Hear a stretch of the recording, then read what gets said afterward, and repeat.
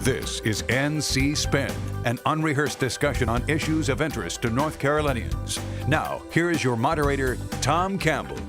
Welcome. You've heard and read the spin the media and the politicians have put on the issues of the day.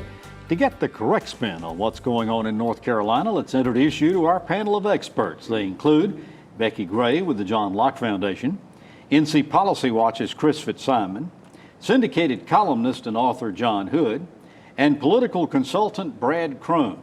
Well, few could have predicted the way this November's elections would turn out, and we want our panel to help us understand what happened and how it impacts our state going forward. So let's get started. We'll begin by talking about who voted and who didn't. More than 3 million, or 45% of the registered voters, cast their ballots before November 8th, and the final vote totals amounted to about 4.7 million of the 6.9 million registered voters, a little more than 68%, and slightly better than the 65% average turnout we normally see in presidential elections. John, it may be some time before we get all the final analytics, but judging by the outcomes, who voted, who didn't, and what can we take away from these statistics? Well, the first thing we should say is that North Carolina had what is now a fairly average or comparable turnout to what we saw in 2012 and 2008. A couple of points different, but not substantially different. A little bit up from 2004 when the turnout rate was 64%. One of the things that struck me is the African American vote, depending upon the exit poll, and that's all I've got right now, was about 19 to 20% of the electorate. In previous cycles, the Democrats had done better. That number was in the 22, 23% range. Young people was an interesting number. About 44% of the electorate in North Carolina was 44 or younger. So that tells you 56% was in the 40s, 50s, late 40s, and all the way into the elderly population. Not a shocking set of issues, but certainly a turnout that was more favorable to Republican How about the break between candidates. men and women? There were more women than men as usual. Yeah. I don't think it was radically different than in the past. But Brad, you say that the minorities actually underperformed. Yeah, they underperformed from 2012, and the Democratic Party was concerned about it in the sense that again, the enthusiasm gap, the Democrats really didn't want to discuss that because they knew that it was a problem. But you had probably 65,000 fewer African Americans show up and vote in 2016 than you did in 2012, and that was very impactful down ballot. Two other important numbers to look at in Edison Research exit data. Again, problems for Democrats with unaffiliated voters, in particular east of I-95 and west of 77, and then older white Democrats still voting for Republicans at the state and federal level, not as high a crossover level as we saw in 2014 and 2012, but still it's unacceptable. Becki, we want to go down the ballot and talk about the individual races, but before we do, let's talk about the polls and the political pundits, because they certainly missed the national outcome in many of the state contests. What happened? Are we putting too much trust in them? Who knows? Because, what we heard from the pollsters and we heard from a lot of the pundits is technology is so much more advanced than it was 4 years ago. We can target voters, we can get more information, we can dig deeper, and we didn't really see that panned out. And I guess if you look at the polls overall, they were not off that much. I mean, it just went in the wrong direction. But I think it's something, I think that the parties are going to be doing a lot of soul searching. I think a lot of candidates are going to be doing a lot of soul searching, and I think pollsters are going to be doing a lot of soul searching too. Chris, what about these vote totals that we got? 100% of the precincts in. We saw what the final results are, but is this it? Is this the final outcome? No, I mean, as a lot of people have wondered about the governor's race, and we'll see what happens. There's a lot of provisional ballots, there's some absentee ballots, there's some military ballots, and this happens every election, but usually we don't keep up with it because there's not a lot of races that are 2,000 like the auditor's race or 5,000 like the governor's race. I thought this was fascinating. We had unexpected national Republican wave across the country, not just North Carolina, clearly. And yet the governor and incumbent Republican governors trailing. The Democrats won the Attorney General's office. They won the state Supreme Court. In fact, before the election, the Republicans controlled 3 branches of government. Now the Democrats control 2 branches of government. All right, we're going to talk about that as we go down. All right, the pollsters said the presidential contest, John, was too close to call, but actually Donald Trump won the state by 177,000 votes. Tell us why you think he won here. Well, you could see it in the final sets of polls that showed momentum for Republicans.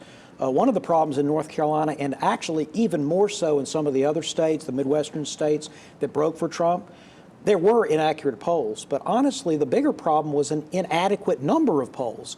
A lot of polls simply weren't taken in the last week of the race. The evidence suggests in the exit polls and interviews with individual voters is that Donald Trump won this race nationally in the last 2 to 3 weeks of the race. That's what happened. If the election had occurred a month earlier, Hillary Clinton would have won. So if you don't do enough polling at the end and capture those momentum dynamics, you're going to miscast the race. Brad, we're going to get into specific races, but did Trump help down ballot candidates? Did he have coattails? Oh, I think there was a Trump tide, in particular in legislative races, in competitive legislative districts in the eastern part of the state, for example, clearly in Robeson County, for example. Yes, there was a Trump tide, and he helped the Republicans prevent Democratic gains in the state legislature. All right, let's go down the roster of some of these races. Chris, let's go to the U.S. Senate race where pollsters said this was really close, but Senator Richard Burr won by 6 percentage points. Were you surprised by such a wide margin? I was a little surprised, but I don't think anybody was surprised that Senator Burr was reelected. I think the question was the margin. I thought that Hillary Clinton would have to win North Carolina significantly for Deborah Ross to win. There were very few polls that showed Deborah Ross ahead. So the fact that Burr won wasn't a surprise. And you're the only one that predicted on the panel last week that Ross would win. Well, and I thought Hillary Clinton was going to win. That's right. Yeah. And that was I said it was a long shot, if you'll recall, and saying that only chance she had really was if Hillary Clinton won. That obviously didn't happen. All right. There were 2 storms Governor McCrory faced during this campaign. The first one was HB2. The second one was Hurricane Matthew. A lot of the pundits say he lost HB2, but he won Hurricane Matthew. Even so, if the outcome prevails, McCrory will be the first incumbent governor standing for re-election to be defeated. What did him in, Becki? Well, probably a variety of things, but I would add another storm to the 2 that you listed, and that were the riots in Charlotte that happened about the same time, as the hurricane, and I think that turned things a little bit for him. HB2 clearly had an effect on his race. I think if for no other reason that he couldn't get past the noise of HB2 to talk about the things that he wanted to talk about. Nobody would stop talking about it. Well, he didn't stop talking about it either. He got hung out to dry by the state legislature, and the interesting thing is that he paid the price while there wasn't a single legislator other than Gary Pendleton in Wake County who paid the price. All right, we for talk HB2. we talk about voter fraud, we talk about voting irregularities. Didn't hear much about problems so far as elections were concerned throughout the state, except in Durham County, where they had computer problems. They kept the polls open in several precincts an hour and a half late. Comment on that, Brad. It's a dumpster fire. Durham County has been a dumpster fire at the Board of Elections for a long period of time. The State Board of Elections ought to go over there, take it over, and get the thing straightened out. It's an embarrassment. So, John, is this gubernatorial election over? Cooper's won by 5,000 points. Is it finished? Well, 5,000 votes.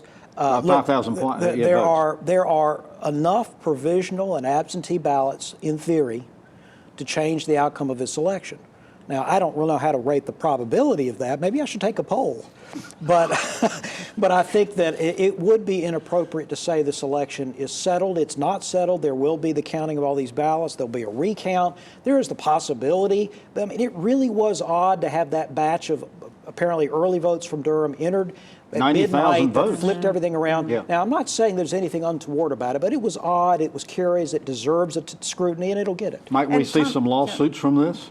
Possibly. There were a number of precincts in Durham that were left open for a number of minutes, including up to an hour after the polls closed. There was also a similar event in Columbus County, which reminds me of the several times that R.C. Soules, the former state senator, seemed to win his race at the last minute with ballots that were found and entered in Columbus County. So let me just say that I'm not alleging widespread voter fraud, but when Republicans in North Carolina talk about election night shenanigans and votes being stolen, they have long memories, and they remember places like Columbus County and Durham County and Madison County not fondly. But it's worth noting that the Durham polling place was closed for 2 hours. Closed. People walk up to vote, and they said, "We're closed. You can't vote." That's why the Republican State Board of Elections, the Republican appointed by Governor McCrory, gave them permission, as the law allows them to do, to stay open. Remember, the Republicans run every election in every county, and the Republicans Board of Elections runs the state Board of Elections. You know, whether the governor's race is over, and some of these others as well, as these uncounted votes come in, there are about 60,000 absentee ballots that, you know, have to be postmarked, of course, by Election Day, but have not been counted yet, and about 80,000 of these provisional ballots that, of course, have to be verified and then, you know, determined whether or not they can count. But that's a substantial number of uncounted votes, particularly in these close races, and it's not just the governor's race. It's worth noting, though, that the last election, the Democrats won provisional ballots 2-1. Absentee ballots, Republicans will be ahead. So I think that a lot of people believe that those, if they don't cancel each other out exactly, they will come fairly close to being a wash. All right. Well, we thank you for watching NC Spin on the air or on YouTube. Here's a reminder there's much more on our website, ncspin.com, or NC Spin on Facebook. You'll find video footage not seen anywhere else, perspective pieces from our panel, and my weekly column. Get more balanced debate from the Old North State on ncspin.com, NC Spin on Facebook, or on Twitter at NC Spin Tweets. When we come back, we go down the ballot and take on the Council of State races. NC Spin will return after these messages. The slogan on our family farm is growing the next generation. It means using innovative technology to conserve water and increase yields. It embodies our passion for providing food and fiber for our neighbors near and far. It represents our desire to take care of our employees, our land, and to leave a better place for our children. Farm life isn't easy, but it's a good life, and I love what I do. I help educate and inspire visually impaired students to strive for a brighter future. I make sure visitors to the North Carolina Zoo take a walk on the wild side. And I make sure that the fuel you buy is a quality product from pipeline to pump. I support small businesses in North Carolina by matching them with hard-working, well-trained employees. I make sure the roads you drive on are safe. Scenic, the one voice speaking in support of the men and women who are making North Carolina great. We now return to NC Spin.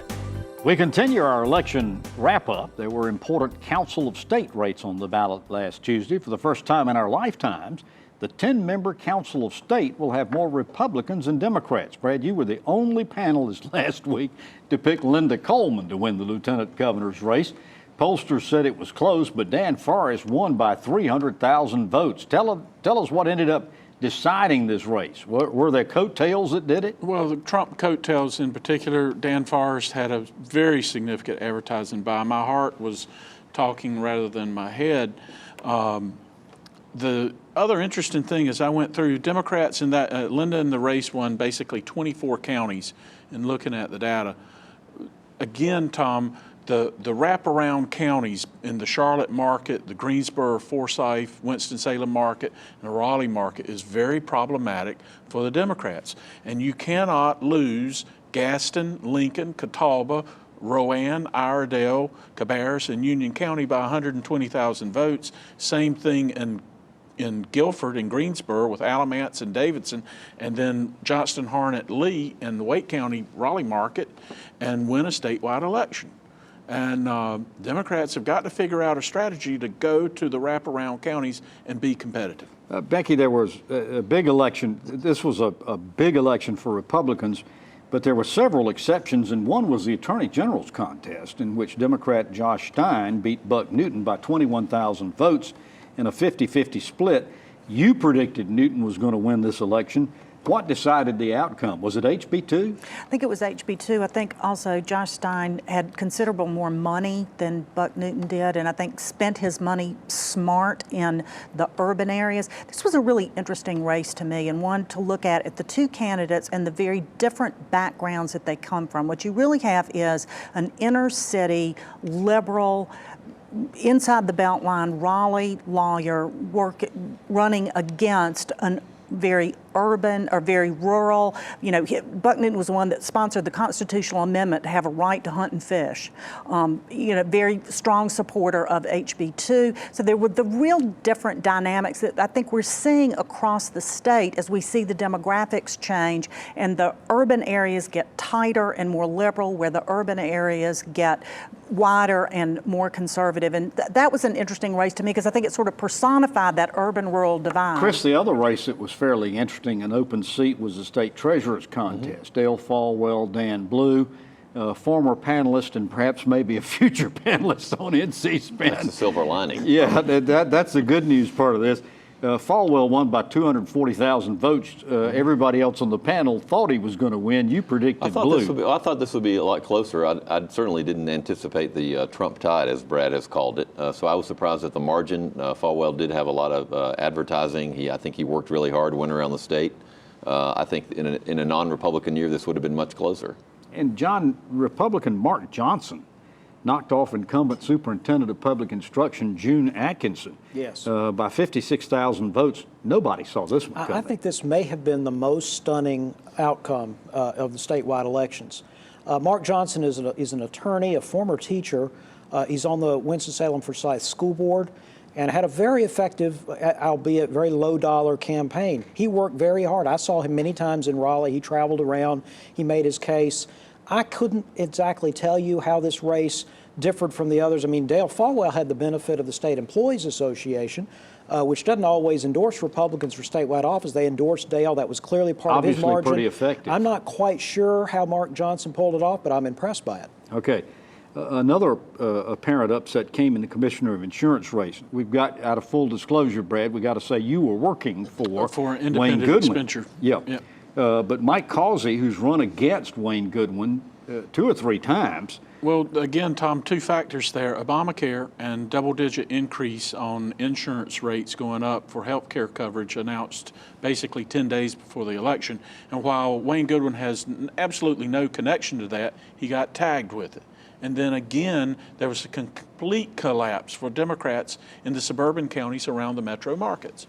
I wonder in that race too, Mike Causey spent a lot of time in the eastern part of the state after the hurricane, visiting with people, talking to them, explaining to them the intricacies of insurance and their coverage and those kind of things. And I wonder if that didn't have an effect on this race as well. Chris, I want to, okay, so the rest of the incumbents won pretty much as expected. State Auditor Beth Wood had just a razor-thin victory of 3,000 votes over Chuck Stuber. What do you think happened in that race? At this point, I mean, this is the closest statewide race, so this will clearly be impacted by the additional ballots. I'm sure there'll be a recount. I think he's already said that he's going to call for a recount. I think when people didn't know a lot about the races, it was a Republican year. Republicans were much more enthusiastic, and if people didn't know, I think they voted for the Republican. The only times the Democrats won is when they had the money to make it not about a national issue or not about Donald Trump. All right, we said that this was going to be a council of state with 6 Republicans, 4 Democrats. What does that mean? What are the implications so far as that's concerned? There are obviously particular aspects of being the state superintendent of public instruction or the insurance commissioner that are important. State treasurer, definitely important. But I think this is also just symbolic. North Carolina was a state where the Democrats were sort of the default party. They always owned seats like the offices like this. Republicans would win occasionally. They would have congressional seats here, there. They would have legislature. They certainly turn out for the president sometimes. The wheel has turned. This is now a state where the Republicans are becoming a little bit more of a default party, as Chris was getting at. This doesn't mean Democrats can't win, became a very red state last week in the elections. When we come back after these messages, we're going to talk about the court contest and local referendums. NC-SPAN will return after these messages.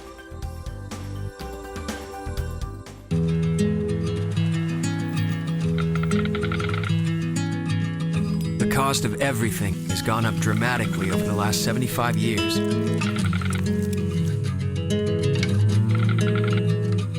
With one exception, keeping electricity affordable. That's the power of your co-op membership. Learn more at togetherwesave.com. North Carolina's Touchstone Energy Cooperatives, looking out for you.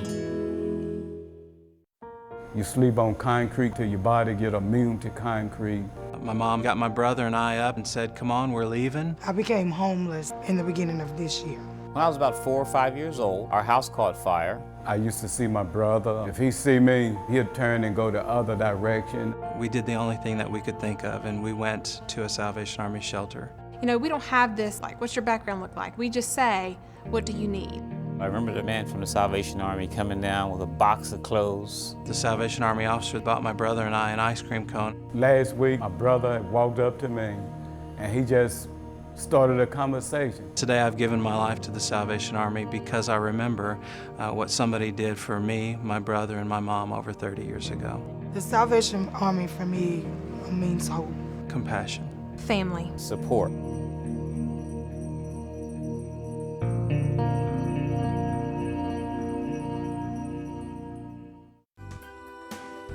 We now return to NC Spin. We continue our coverage of Tuesday's elections. There was one Supreme Court and 5 Court of Appeals contests. Becki, last week you said that perhaps the most important election on the ballot was the court elections, particularly the Supreme Court election. You predicted Bob Edmonds would retain his seat on the court. He was beaten by Democrat Mike Morgan by 349,000 votes. What happened? Well, the reason why this is significant is because this flips the political makeup of the Supreme Court. I'm not sure what happened on this, but I have a couple theories. One is Mike Morgan was first on the ballot of the 2 candidates. So a lot of times it's hard to tell about judicial candidates. I think he had an advantage there. And the reason why I say that is when you go to the Court of Appeals races where there was a party designation for those candidates, a couple interesting things. One, there were more votes for those Court of Appeals candidates than there were for the Supreme Court, which I think indicated people were more comfortable, had a little bit more information, and cast more votes along party lines. For those. There's no question about that. So far as it goes, did the role the legislature played, Brad, the shenanigans trying to make this a referendum for a confirmation rather than an clearly election? Backfired on them. Yes, but did that have an impact on this? I don't know if it necessarily had an impact, but I agree with Becki. Ballot placement and the fact that it wasn't partisan were key elements in the race. All right, so the Court of Appeals contest, Republicans just absolutely swept that. John, the one contest that was a bit of a surprise, I thought, was Democrat Linda Stevens' re-election. Republican Phil Berger, a Republican administrative law judge, won by 26,000 votes. Was that just the Berger name recognition, you think? It was helpful, but again, the Republicans won all the Court of Appeals races. They had a built-in advantage, as Chris was getting at, in pretty much any statewide race that people didn't know much about. There was a default to the Republican.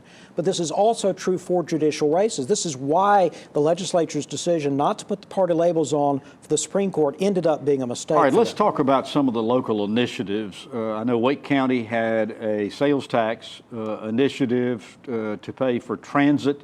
What are some of the other ones across the state that y'all observed? There were referendums across the state on alcohol issues, and all of those passed. Okay. People needed a drink after Yes, the election. absolutely. Alexander County passed last of the dry counties west of I-77. There were also hundreds of millions of dollars of bonds on the ballot in multiple counties, Guilford, but Mecklenburg, many counties. As far as I know, I think they all were enacted. And in some cases, there were several bond proposals in each On the county. same ballot. But there were also sales taxes on the ballot that did not pass. So what does it say about the electorate that they're willing to pass tax increases and bonds? Well, they weren't willing to pass most of the tax increases, but they were willing to pass the bonds. Of course, you got to pay bonds off with revenue, so, draw your own conclusions. But I thought that was interesting after the statewide bond had passed in the primary vote, that again, these counties have the bonds on there. And it was for a lot of the same kind of things, community colleges, parks and rec, those kind of things. All right, after these messages, we're going to do legislative outcomes. NC Spin is brought to you in part by the North Carolina Farm Bureau. The Farm Bureau and Agriculture. We keep North Carolina growing. It's a fact. Patients who receive care in the medical home from a trusted family physician reduce healthcare costs through prevention, early detection, and affordable management of high-cost chronic diseases. Every dollar invested in healthcare matters.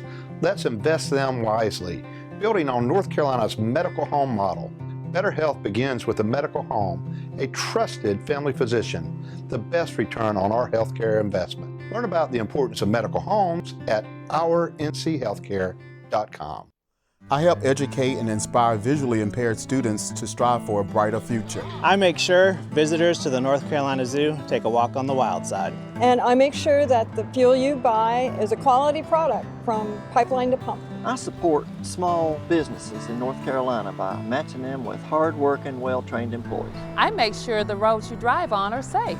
Scenic, the one voice speaking in support of the men and women who are making North Carolina great.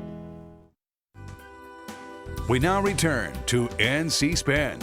We continue our wrap-up of the elections. While few expected the Republicans to lose control of either the State House or Senate, there was a question as to whether they'd be able to keep their supermajorities in both houses.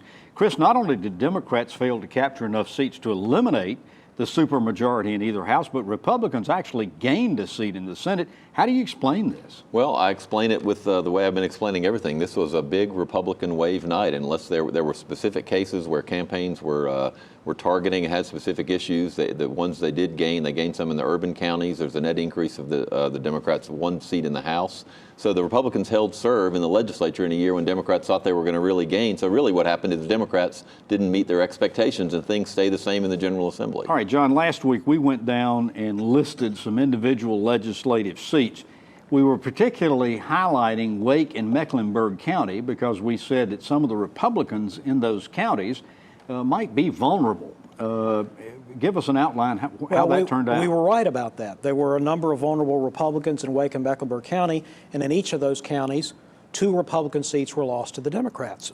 Rob Bryant in Mecklenburg and the Charlie Jeter seat in Mecklenburg, excuse me, and in Wake County, Marilyn Avila's seat and Gary Pendleton's seat all lost to the Democrats. The Democrat problem was there were other races, and the Republicans picked up some races in more rural areas and offset the losses.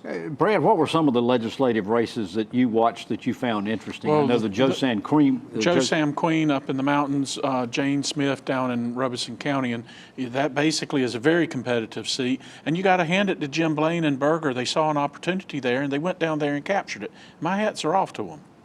Any other legislative races? Well, there was also the Lee County seat that had been lost to Brad Salmon 2 years earlier. John Sauls, who had long ago held that seat, took it back. I just want to comment on the legislative seats. I think the Republicans had a very good, much better than I think anybody, even the leaders of the General Assembly, expected. And to me, that was really a referendum on the reforms that they have put in place since 2011. You know, we talk about the tax reform, the regulatory reform, the investments made in education, the rethinking transportation and infrastructure. Even though many of them got overturned. Well, but one interesting thing is several Republicans in the urban areas, Chris Malone, Gary Pendleton, who lost, but Tamara Behringer, who won, have said they want to repeal HB2. Chris Malone's now thinking about introducing a bill to repeal it because they sent out an ad calling for it. So part of these Republicans that won have switched their positions on HB2, which will be interesting when they come back into session. But in the meantime, they've also been talking about the economy and the improvements that they've made. And I think that, to me, voters said they like the things that the General Assembly's been doing. All right, Brad, so let's assume Roy Cooper's lead holds and he becomes our new governor. He's got to deal with a Republican legislature. He's a veteran of that legislative process. How well do you expect him to work with the legislature? I think he'll reach across the aisle. I think he's going to set an agenda and he'll follow it, but that's going to be the tough part, getting the legislation cut and done. All right, well, you've heard our spin on the issues of the day. To stay informed all during the week, give your feedback and read my weekly column. Visit our website, ncspin.com, or catch NC Spin on Facebook. And join us next week when we'll have more balanced debate for the Old North State. Until then, stay informed and watch out for the spin.